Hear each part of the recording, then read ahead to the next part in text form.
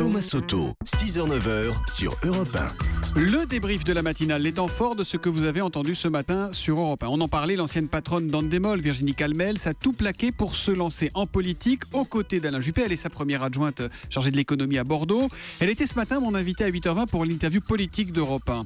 Si le PS devait se retrouver face au Front National au second tour des départementales, quel serait son choix ? Eh bien écoutez, c'est vite tranché.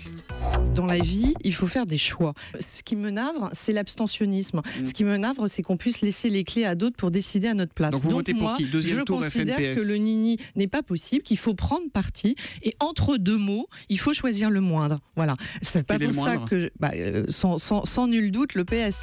Ça s'entend qu'elle vient du privé, qu'elle n'a pas de formation politicienne. Pas de langue de bois, c'est bien, ça change. Réagit Keiko60 avec le hashtag E1matin sur Twitter. Le chanteur Akhenaton, le leader du groupe IAM, était ce matin mon invité pour l'interview Vérité. C'est un artiste engagé et un fin observateur de la société et des banlieues. Écoutez ce qu'il dit de la situation des jeunes et des banlieues. C'était à 7h45 tout à l'heure. Les gamins des cités aujourd'hui sont très sensibles à la consommation, sont très sensibles au fait de vouloir être intégrés dans la société. Pour eux, être intégrés dans la société, c'est consommer et acheter ces belles voitures que les autres ont.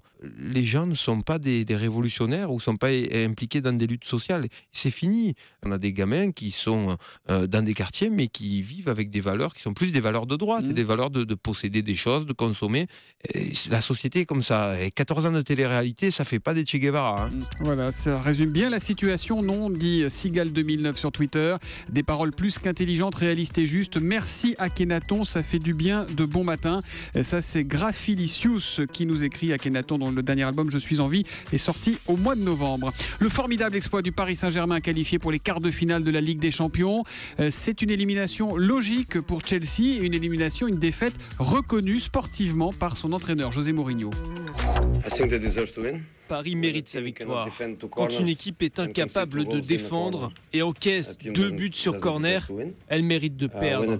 Quand une équipe est incapable de supporter la pression alors qu'elle évolue avec un joueur de plus et à domicile, elle mérite de perdre. On a mérité d'être puni et éliminé. Et puis le 19 mars, un livre signé Florence Artaud sortira, livre dans lequel la navigatrice raconte sa vie, son combat pour être libre en tant que femme. Et on a beaucoup de questions sur le sujet, à commencer par celle de Bastien sur europe1.fr. À quoi va servir l'argent de ce livre ? Ève Roger, vous l'avez lu, vous avez été en contact avec les éditeurs de Florence Artaud. Qu'est-ce que vous répondez à Bastien ? Eh bien Bastien, il faut savoir que Florence Artaud se battait pour un projet qui lui tenait à cœur, c'est organiser une course en mer qui réunirait des femmes du bassin méditerranéen, des Tunisiennes, des Marocaines, des Italiennes, des Grecques.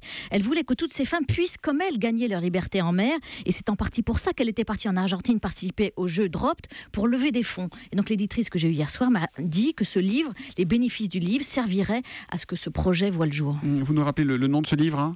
La mer est noire. La mer est noire, signé Florence Artaud. Voilà. Et c'est publié aux éditions Artaud. Ça sort le 19 mars. Merci Ève Roger. Cette nuit, la mer était noire. Cette nuit, la mer était noire. Voilà, pardon. Cette nuit, la mer était noire. Donc signé Florence Artaud.